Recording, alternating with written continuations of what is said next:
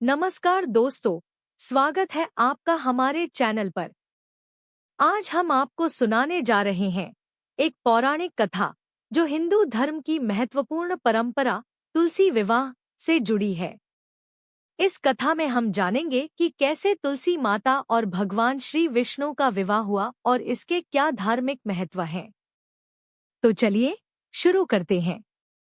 तुलसी विवाह पौराणिक कथा। तुलसी विवाह पौराणिक कथा।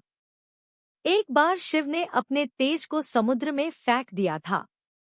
उससे एक महातेजस्वी बालक ने जन्म लिया। यह बालक आगे चलकर जालंधर के नाम से पराक्रमी दैत्य राजा बना। इसकी राजधानी का नाम जालंधर नगरी था। दैत्यराज कालनेमी की कन्या वृंदा का विवाह जालंधर से हुआ। जालंधर महाराक्षस था।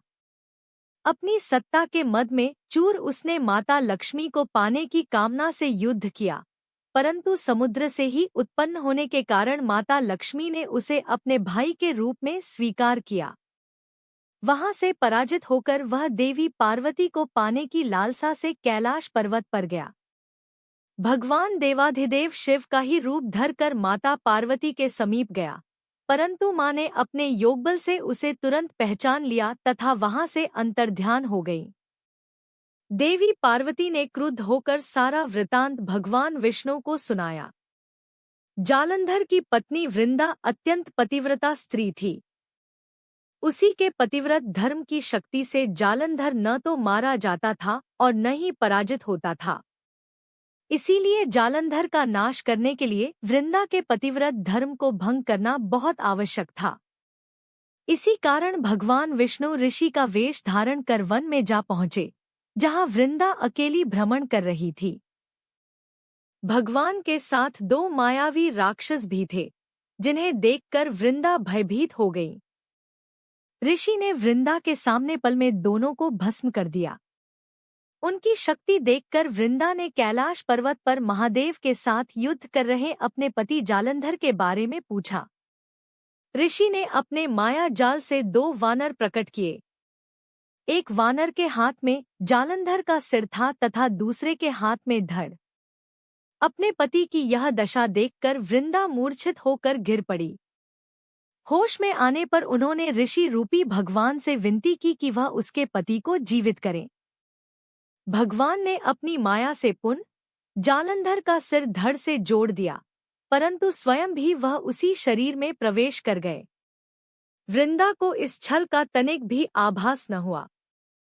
जालंधर बने भगवान के साथ वृंदा पतिव्रता का व्यवहार करने लगी, जिससे उसका सतीत्व भंग हो गया। ऐसा होते ही वृंदा का पति जालंधर युद्ध में हार गया। इस सारी लीला का जब वृंदा को पता चला, तो उसने क्रुद्ध होकर भगवान विष्णु को हृदयहीन शिला होने का श्राप दे दिया। अपने भक्त के श्राप को भगवान विष्णु ने स्वीकार किया और शालिग्राम पत्थर बन गए।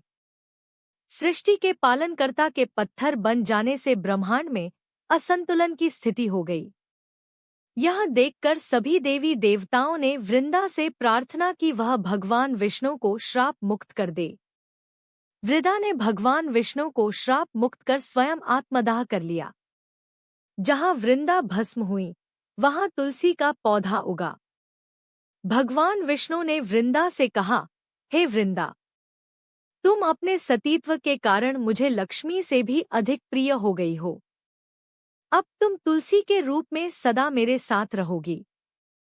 तब से हर साल कार्तिक महीने के देवउठावनी एकादशी का दिन तुलसी विवाह के रूप में मनाया जाता है।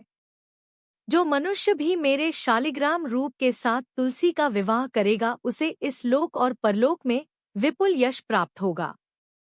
उसी दैत्य जालंधर की यह भूमि जलंधर नाम से विख्यात है।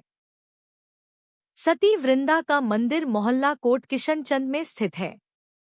कहते हैं कि इस स्थान पर एक प्राचीन गुफा भी थी, जो सीधी हरिद्वार तक जाती थी।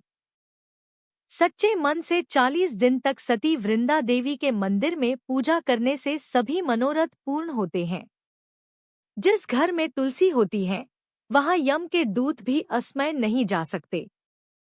मृत्यु के समय जिसके प्राण मंजरी रहित तुलसी और गंगा जल मुख में रखकर निकल जाते हैं, वह पापों से मुक्त होकर वैकुंठ धाम को प्राप्त होता है। जो मनुष्य तुलसी व आंवलों की छाया में अपने पितरों का श्राद्ध करता है, उसके पितर मोक्ष को प्राप्त हो जाते हैं। तो दोस्तों, ये थी तुलसी विवाह की पौराणिक कथा। आशा है आपको यह वीडियो पसंद आया होगा। यदि आपको यह जानकारी उपयोगी लगी हो, तो कृपया हमारे चैनल को सब्सक्राइब करें, वीडियो को लाइक करें और अपने दोस्तों के साथ शेयर करें। धन्यवाद और अगली बार फिर से मिलते हैं एक नई कथा के साथ। धन्यवाद।